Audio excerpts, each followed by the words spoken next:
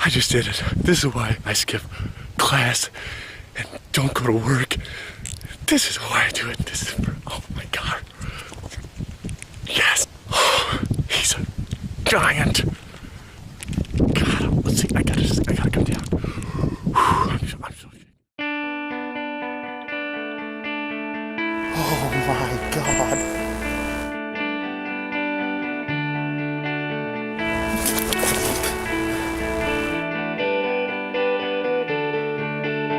Shot a deer right at dark. A nice buck. Oh my God! Holy crap! Look at this.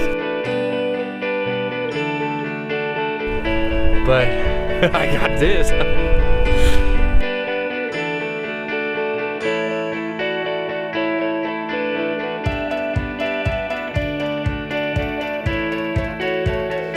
Buck down, spot and stock. Drew back and I center punched him and he didn't run 50 yards. I'm zoomed in right on your butt. Swim! Swim! How deep was it, Matt?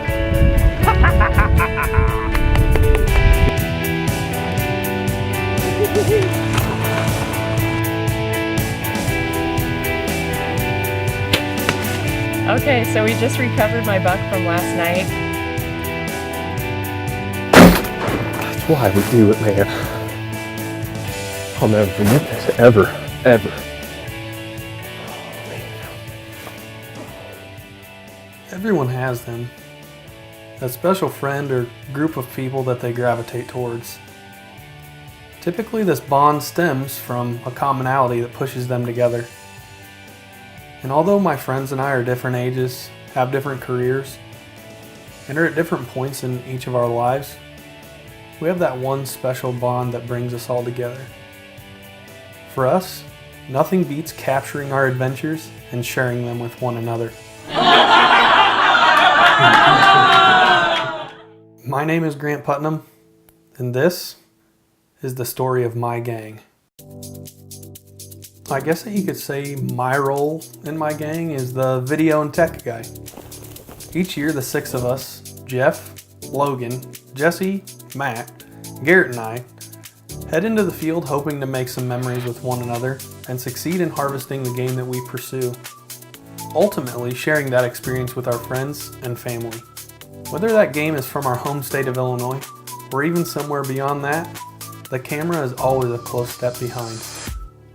Don't get me wrong, we're in the business of harvesting big mature whitetails, but anything else we can do to spend time outside, we're doing it.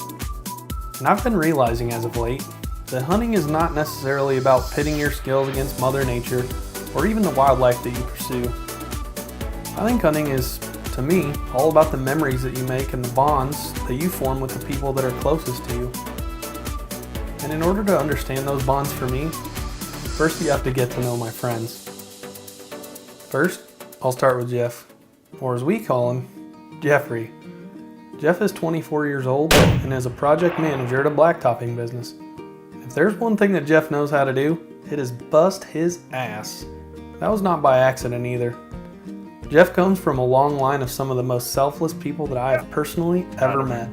His brothers, Jamie, Joe, Travis, and Chris, and the rest of the Earring family, the types of people that would take the shirt off of their back just for you, if that's what you asked of them. Next up is Logan. And Logan is what I would totally consider to be a student of the game. She started hunting with her dad at a young age and hasn't stopped learning ever since. And ever since I have known Logan, I can always count on her to dig in and learn something new. Because of this mentality she has developed, I can proudly say that Logan is one of the few people that I know that could be left alone in the middle of BFE with a knife in her pocket and fully break down the game she stands over. And in a world filled with hunters and huntresses, hell-bent on social media fame and stardom, I highly respect the fact that Logan has stuck to her moral guns and continued to refine her skills as a talented hunter year after year. Jessie is a man of few words and is selfless to the core. He puts others in front of himself time and time again without wavering. And because of this, Jessie is one of the most loyal people that I know. which is one of the many reasons that I highly respect his character. And I don't know to this point how many times Jessie has been self-filming and let a monster Pope and Young buck walk through his shooting lane because he didn't have time to get the shot on film. I know that the majority of hunters out there, in times like these, would scrap the camera. But it is that unwavering loyalty that holds up the framework of Jessie's character that makes him one of the most respectable people I know. But that's not to say that he doesn't kill his fair share of big ones. Jessie would never boast or say anything about it, but he still has killed the biggest archery buck of all of us. Matt, or as he self-appointed himself, Old Dad, is one of the types of people that will never cease to make you smile. He has one of those personalities that people gravitate towards. Make no mistake, behind all the smiles and well-groomed beard is a natural-born killer. Matt has killed more Pope and Young whitetails than anyone else I know. I say Pope and Young because, well, he's a natural bow hunter. Instinctive to the core, I have yet to see Matt not connect on the deer that he was targeting. Whether he's in the tree or at eye level on the ground, Matt doesn't care what he needs to do to get the job done.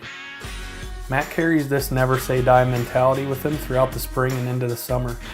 And if I had $1 for every big tom Matt has flopped or catfish that he scooped out of a muddy hole, I would be a rich man.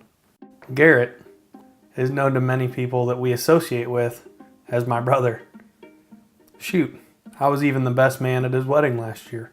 I have known him since my freshman year of high school, and we have made a lot of memories over the years. He's the one that started me into bow hunting when I was only 14 years old. Since then, he and I have captured some of the most incredible things with our camera. As one season fades into his rearview mirror, another begins. Lady Luck, as we all know her, has never really been on Garrett's side.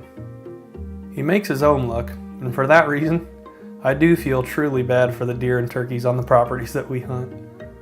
Because year after year, he sets his own target and raises his own bar that much higher and higher and higher. He's taught me that success favors the prepared, and although luck is nice to have on your side every now and again, Garrett is a perfect example of making your own luck. Finally, there's me. Like I said before, I'm the tech guy. I guess you could say I'm like everybody else. I just really love hunting. The guys all joke that sometimes I get pretty excited when it all comes together, and I will admit, they're probably right. I wouldn't really want it any other way. In fact, I think that this passion is what gives us hunters the fuel to stoke our fires and keeps us out there, going, pushing year after year. I'm a middle school math teacher by trade, and lately I've been doing a lot of thinking about the math behind the everyday hunters like us. Every hunter knows that the most valuable resource that we give up on a year-to-year basis is time. In fact, this year, I spent around 1,100 hours hunting, driving to hunt, preparing for a hunt, or editing footage from a hunt. And when you break that all down, it's about 3.2 hours every day, all year long. And I feel like if you told that number to a non-hunter, they would shake their head and call me crazy. My point with all of this is, in the hunting world, there are so many fragmented schools of thought for each camp of hunters as to what hunting should really be. Arguments like public versus private, baited versus non, archery versus firearm, guided versus DIY, score versus maturity, and the list goes on and continues to plague the sport that we all love. But at the end of the day, the real choice we all have to make is this. You have to surround yourself with people that are like-minded and share the same values as you do. People that are happy going on adventures with you, calling you on their way home from work, and people that have an excuse to keep your phone and their phone on vibrate during the entire month of November. So whatever camp you're from, find your gang and make some memories.